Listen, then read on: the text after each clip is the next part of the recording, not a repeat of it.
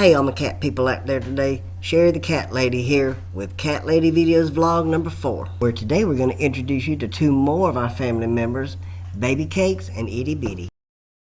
Hey, all my fellow cat lovers, Sherry the Cat Lady here, inviting you to join my husband Marvin and I on our journey through life in a multi-cat home. We hope to give you a real and honest look at the rewards and challenges of loving and caring for all of our babies. In 2009, we only had one cat. His name was Mr. Puss Puss, and he was mostly my son Chris's cat. At least that's who he bonded with as a kitten. So one day I told Marvin I wanted a baby of my own to raise from a kitten. I'd been wanting a Siamese because I'd had one before I started having kids, and I loved her so much. I can't remember who it was, but there was a lady that knew that I was looking for a baby. And she told me about this lady in a nearby town who had rescued a little white kitty and was looking for a good home. The lady who had him worked at a vet's office in that town. So Marvin and I that afternoon went to go see this little baby. And when we got there and saw this little tiny baby and heard his story, it just broke my heart, and I knew he was coming home with us then. One look at his blue eyes, I just fell in love. On June 3rd, 2009, somebody found this little baby on the long side of the road. According to his medical records, as we'll show you a picture here, he was near death when they found him. He was admitted to the hospital with severe dehydration and starvation and extremely heavy parasites. His little eyes and nose, it was just a mess. And they said he was around 6 weeks old then and only weighed 9 ounces. On the day we adopted him, he was up to 1 pound 6 ounces. And I don't know if being starved as a baby has long-term effects or not, but he was found starving, and he's acted like he's been starving ever since. He always seems to be hungry and goes from bowl to bowl to finish off what the others didn't eat. And he can hear you pop the top of a treat box at 100 yards. I've read that 65 to 85% of white cats with blue eyes are deaf, but this one is definitely not deaf. All the way home we were thinking of possible names, and Marvin came up with Powder. He was solid white, like powder, and we had recently watched the movie Powder, and it seemed like a good fit for him. He was a cute little thing with ears you had to grow into. He had a tiny body with big floppy ears. Marvin used to call him a little white bat. But he did grow into those ears and became the handsome fellow you see today. He was still so tiny even then. He used to sleep between me and Marvin, and him being white, we'd lose him on the sheets.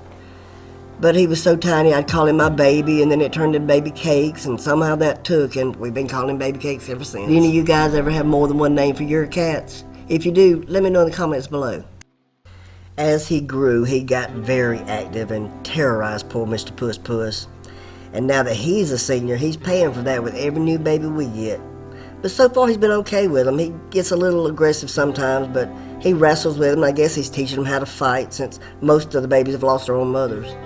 So basically he's gone from the terrorizer to the terrorized. But no matter what he does, all he has to do is flash those big, beautiful eyes at me, and all is forgiven. Before I move on to introduce y'all to the next member of our family, I'd like to ask you to please give us a like down below. We're a pretty young channel here, and that would really help us to grow. Thanks. And now I'd like to introduce you to my mini panther, Itty Bitty. Again, I've got another one with 2 names. At first we named him Shadow, because everywhere you went, there he was. But then we got him home, and he was just so small and fragile, we just started calling him Itty Bitty, and it stuck. Hey, don't forget to comment if you've done the multiple name game. This is why, though, when I see people on Facebook asking for name suggestions when they just got a kitty, my advice is always wait on the name until you've had a chance to observe the personalities, and then name them according to that. I also like names I can play with. Now let me tell you how our little black beauty came to be with us. In the summer of 2010, my son was with his dad for the weekend, and we had gone by there to take him something he had forgotten. When we got there, he showed us this little black kitten that was hanging around. His dad wouldn't let him feed the baby because he didn't want him to stay. Well, my baby's got his mama's heart, and he was upset that his dad was being this way. They was about to leave to visit his grandmother in another town for the weekend, and he begged me to come back by and feed this baby, and I told him I would. So Marvin and I proceeded to go to town and make our rounds, and we stopped to eat Chinese before we was going to head home. And when we were getting ready to leave, I put some chicken in a napkin and put it in my purse so I could keep my promise to my son and feed this little baby for him on the way home. And when we drove up, he came running to me, and he was very loud. I don't know how he had the energy to be so loud, but I guess hunger and desperation are quite the motivators. So I sat down on the steps and started giving him the chicken I had brought him. And the little fella was eating it so fast I thought he was going to choke. It just broke my heart. And when we got through, I stood up and I couldn't move for him just wrapping himself around my leg, just begging for love. And Marvin was waiting for me in the car, and he thought I'd feed the kitty and we'd be on our way. Well, I came walking back from around the house with tears streaming down my face. I just looked at Marvin and mouthed the words, "I can't leave him here." I was so choked up I couldn't even speak. And I knew we weren't looking for another cat, but I also knew I just couldn't leave him there knowing he wasn't wanted and worried what would happen to him. So he came home with us.